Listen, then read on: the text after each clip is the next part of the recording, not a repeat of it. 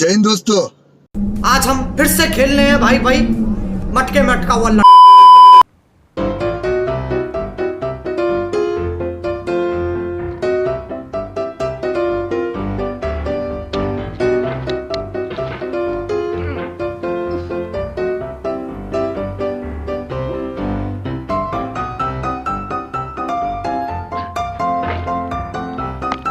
There's no feeling more intense than starting over. If you deleted your homework the day before it was due, as I have, or if you left your wallet at home and you have to go back after spending One eternity later. an hour in the commute. And if you won some money at the casino and then put all your winnings on red but it came up black. If you got your best shirt dry cleaned before a wedding and then immediately dropped food on it. If you won an argument with a friend and then later discovered that they just returned to their original view. Starting over is harder than starting up.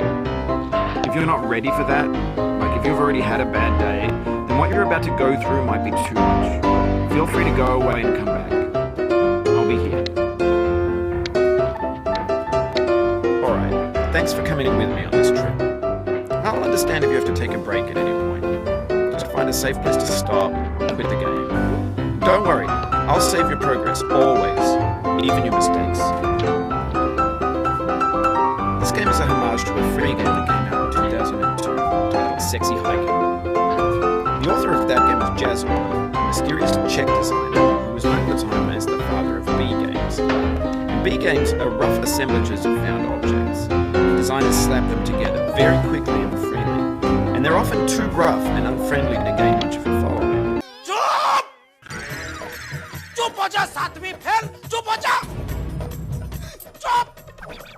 In a certain way, Sexy Hiking is the perfect embodiment of a B game.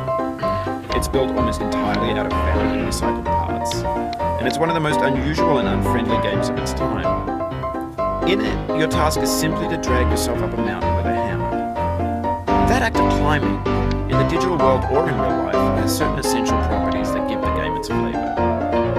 No amount of forward progress is guaranteed. Cliffs are too sheer or too slippery, and the player is constantly, unremittingly in danger of falling and losing everything. Anyway, we need to find a way up and over, and there's a sense of truth in that lack of compromise.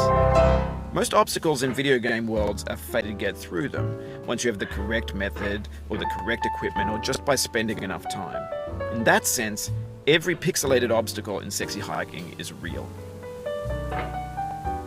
The obstacles in Sexy Hiking are unyielding, and that makes the game uniquely frustrating. But I'm not sure Jazzo intended to make a frustrating game. The frustration is just essential to the act of climbing, and it's authentic to the process of building a game about climbing. A funny thing happened to me as I was building this mountain. I'd have an idea for a new obstacle, and I'd build it, test it, and it would usually turn out to be unreasonably hard. But I couldn't bring myself to make it easier. It already felt like my inability to get past the new obstacle was my fault as a player rather than as a builder.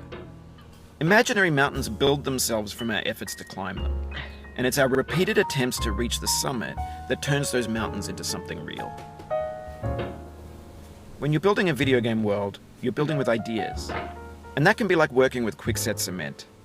You mold your ideas into a certain shape that can be played with, and in the process of playing with them, they begin to harden and set until they're immutable, like rock.